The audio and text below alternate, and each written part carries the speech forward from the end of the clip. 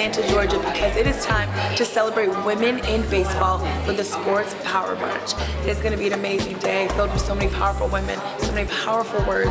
I'm excited to see, to talk, and to be immersed in everything that is powerful women in sports. Welcome to the Sports Power Brunch Women in Baseball presented by New Era Cap. Although the Sports Power Brunch is normally held in each big game host city, today marks the first Sports Power Brunch Women in Baseball. This Women in Baseball edition promises to amplify the voices and achievements of women who are reshaping America's pastime, and I'm excited to be here as your event host. We would like to recognize past Sports Power Brunch honorees here today. Terry Hines, Executive Vice President for Communications, Fox Sports. Melanie Pugh, founder of the Super Bowl Soulful Celebration. And also here is AJ Terrell Jr., NFL player with the Atlanta Falcons. I want to acknowledge our amazing purple carpet host, my softball girl, AJ Andrews, MLB Network, and ReachTV host. Over the last 6 years, LaTonya's story has continued the tradition of recognizing excellence at the intersection of sports and influence.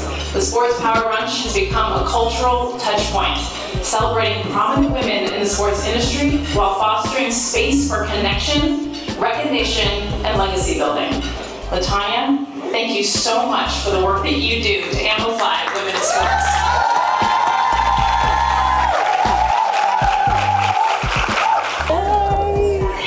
First of all, I am so excited to be here. This is my first Sports Power Brunch, and to be able to be in this opportunity to celebrate women in baseball. I know you had your 6th edition of the Sports Power Brunch in New Orleans, and now bringing it with baseball. Why did you want to start to celebrate the women here?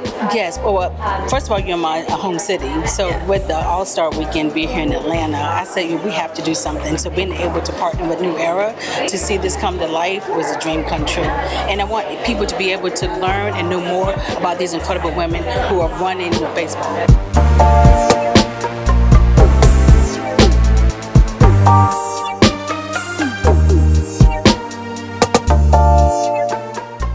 The brand team alone, public relations, retail and activations, creative services, marketing, one thing they all have in common at New Era, led by women.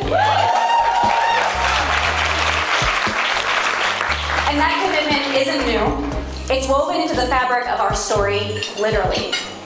New Era's establishment in 1920 was made possible by a loan from our founder's sister, Rose Cook. And then decades later, Val Cook, an art teacher, a mother, and a visionary, helped design our logo. She introduced embroidery and launched our very first consumer ad. Our history has always included women. As creators, yes ma'am, as risk takers, and as leaders. Our 4th generation CEO, Chris Cook, touts this message often.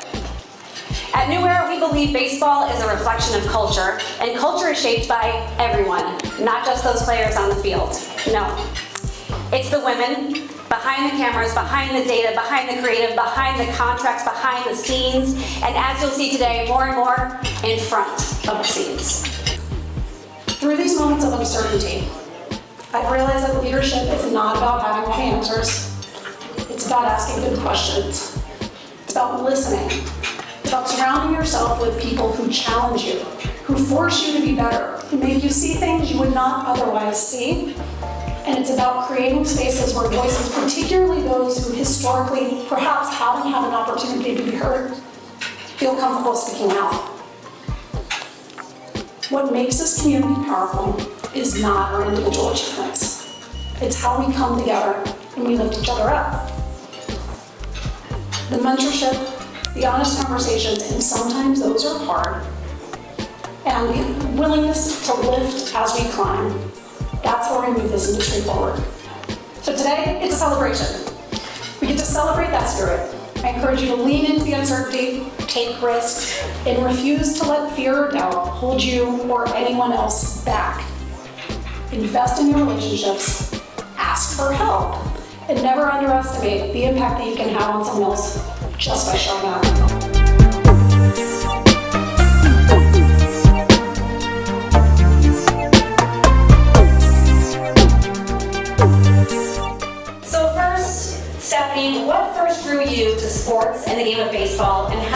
into this space?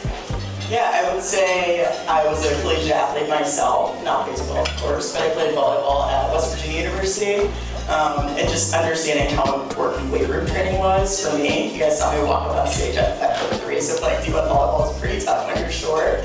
But I saw the impact of just performance development for me personally as an athlete and just the coaches that I worked with. That made me want to just project into having that impact on college athletes, pro athletes, that kind of bounced me around and coached at, between playing at West Virginia, then I coached there, then I coached at Pitt, went down to Clemson, then Mississippi State, then with Pittsburgh again to be more of like a front office role, and then with the Pittsburgh Steelers as well, and now leaping into baseball. But I really enjoyed baseball more than anything because I spent time at Clemson for 5 years working with that team, and then also at Mississippi State. Our athletic director at the time was John Cohen, which was our old baseball coach, and he had a massive impact on me. Same with Coach Lamonis, Coach Leggett, Coach Lee. So I think it comes down to just people having a massive impact, and same with our coaches at the Astros as well.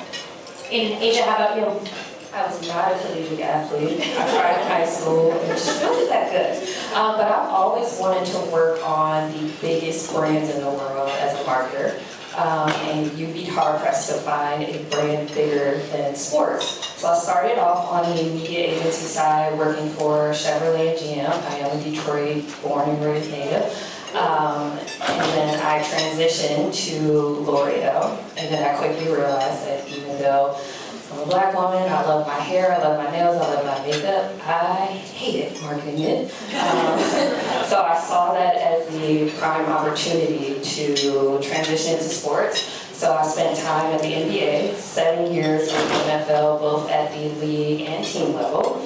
And then finally I was able to come back home with the Detroit Tigers, and most recently the NHL. So baseball specifically it's a very cool story.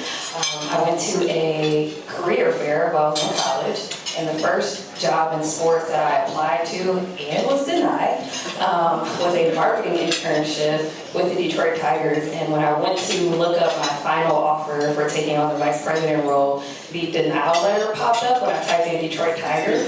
So look at that.